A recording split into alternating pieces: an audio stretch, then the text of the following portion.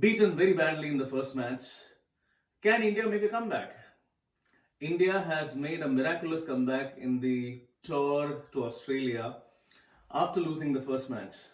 So the expectations are very high, and can India really do an encore against the visiting England team? Is what we're going to talk about astrologically today. Some of you would know that I had posted earlier, even before the start of the series, a prediction. And on the very first day, after the first day of the match, the first day of the first match, I just took off that prediction, that video, YouTube video. Some people are very surprised and confused. Okay, I want to tell you that now here, why I did that. See, when I make a prediction based on the planetary strengths of the captain, the players, and the coach. Though I don't talk much about the players and the coach, but then understand that I do include their birth details in the analysis. You need to have a balanced team, a really balanced team to win against a very, very strong team. Now, I thought that, the Indian team would field the best team possible. The India had a very, very good team. I thought that this is a fabulous team, and this team can really beat England. But what am I seeing? By the end of the first day, I normally don't see the matches fully. I just go, and by the end of the day, I just catch up the scores. I saw the scores and I had a shock of my life. What did I see? I was not worried about the score. What is the score by the end of the day? I'm not really worried, because it's a 5-day match. Anything can happen on the second day, third day, fourth day, fifth day. But when I saw the team composition, India's team composition, I was shocked. You know whom I'm seeing? I'm seeing a Nadeem. Shahbaz Nadeem, my dear friend. Shahbaz Nadeem, 1989 born. He has a very, very pathetic chart. He can't be playing the match. See, we need to be playing the best possible team. And one very, very important person whom I saw was missing in the playing 11 is KL Rahul. See, understand that KL Rahul has got a fabulous chart. Okay, some people say that, I don't talk about Prithvi Shaw, I don't talk about Shubman Gill. The reason why is that because Prithvi Shaw, I am not very sure, but then I'm very sure of Shubman Gill, that he's not born in that in 1999. He's definitely born in an earlier year. So we don't have the exact birth details. I don't talk about him. See, he is definitely a younger boy. He must be like 97 plus. But we need someone who's born in the early 90s. The 1990, 91, 92 to be in the opening. Rohit Sharma is a legend. He has to be there, and there has to be someone else who has to be there. If you ask me, see, Shubman Gill may go and hit a century for you. But the point is that you need that 11 players to be astrologically very well balanced, because you have an England team which is very strong. It's an extremely powerful team, okay, England team. And if you have to be competing against them, let's have the best team in place. And are you telling me that you are going to have Washington Sundar as your all-rounder? Okay, fine. Okay, Washington Sundar has played a fabulous knock, and he also took some wickets, and he was instrumental in winning a match in Australia. Okay, but then that doesn't make him, he's not going to be doing it again and again. See, let's understand that, okay, we have a Ravichandran and Ashwin, okay, and if there is anyone else who is the second best in the country, is okay, we have Jadeja, he's injured, fine, so he's not available. But then there are other people, right? You have this Kuldeep Yadav, who could have been a match winner for you.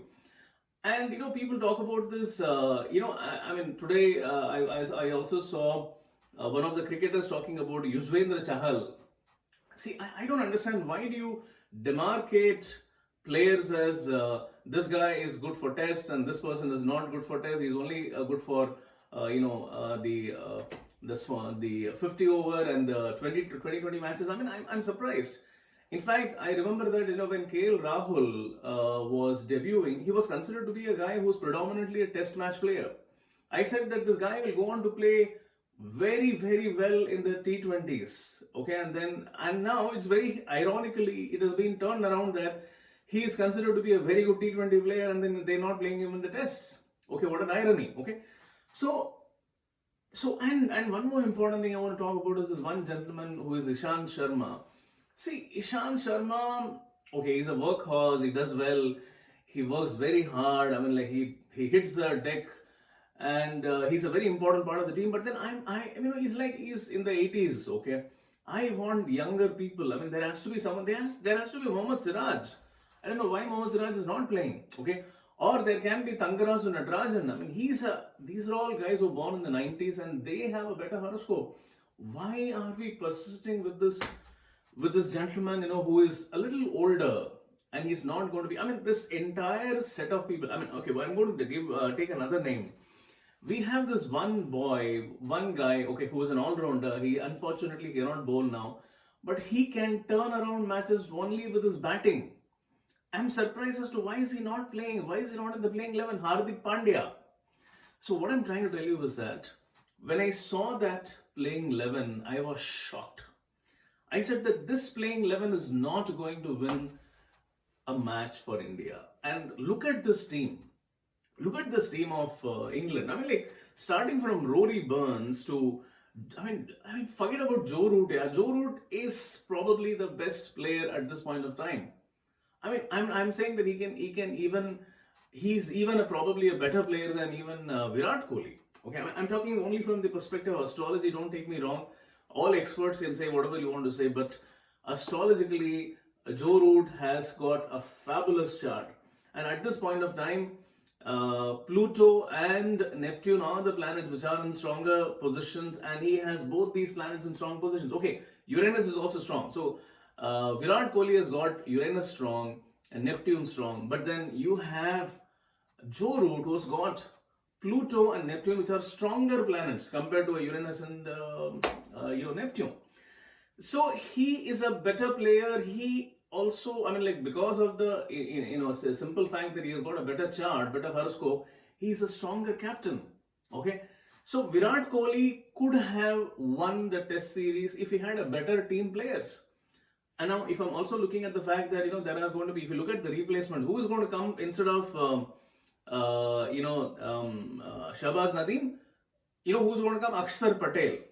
Now, Akshar Patel, okay, fine. So, it's really, I mean, I'm like, I don't have any words to say. You are not playing the best playing 11. You have like fabulous, I mean, I'll tell you what, many India's matches have gone down the drain. We have not won many series, or even we have lost a few World Cups simply because of the fact that we are not playing our best playing 11. That is the biggest curse of Indian cricket, because there are some bunch of people who feel that these are the guys who can do well. See, I mean, okay, fine, they have their own ideas and logic, but then for me, it's all coming from the perspective of astrology, and I would say that astrologically, we are not having the very best 11 possible, which is actually upsetting the balance of the team.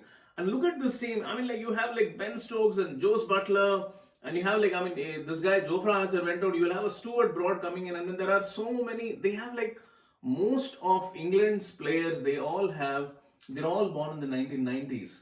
You only have a Jimmy Anderson, okay, who's like a little older, and everyone else, or maybe a Stuart Broad who's born in 86. 86 is a very good year. I mean, we have a Ravichandran Ashwin, we have a Rohit Sharma, 87 born. So these are all great guys.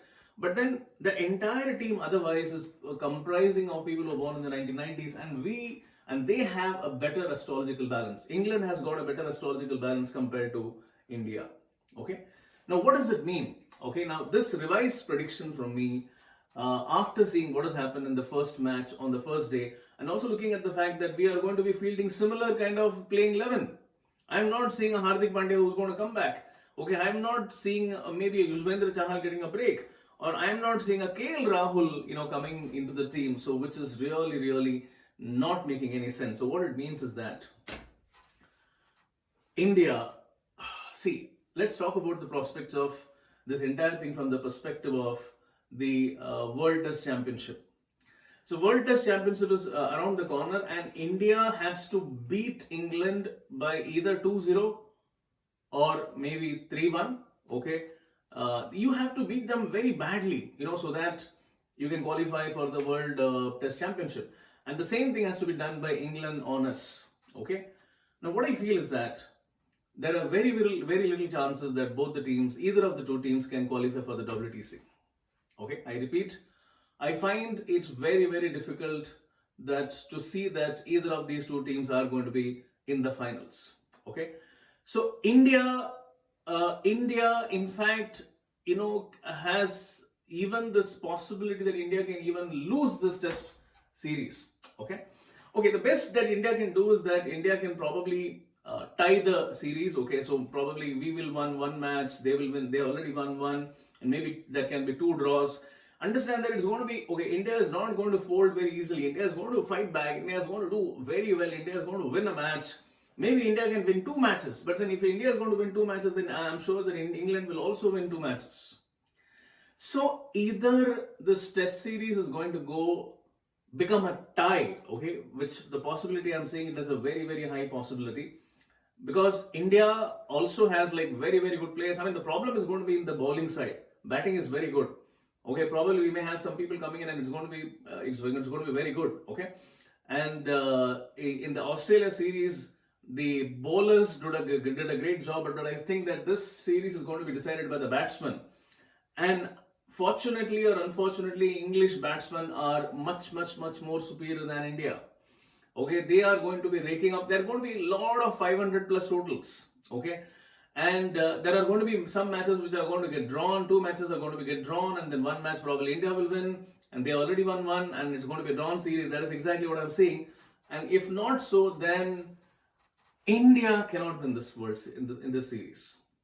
If at all there is any team which can win this series, the India-England series in 2021, I would say the chances are there for England to win. But even if England is going to win, England will win only maybe like 2-1. Or it can be a 1-0, probably. So that won't be enough for even England to reach the finals of the WTC. England, I would say, has some chances, maybe like, a very few percentage chances to maybe even qualify for the WTC. But India, I would say, has got no chances.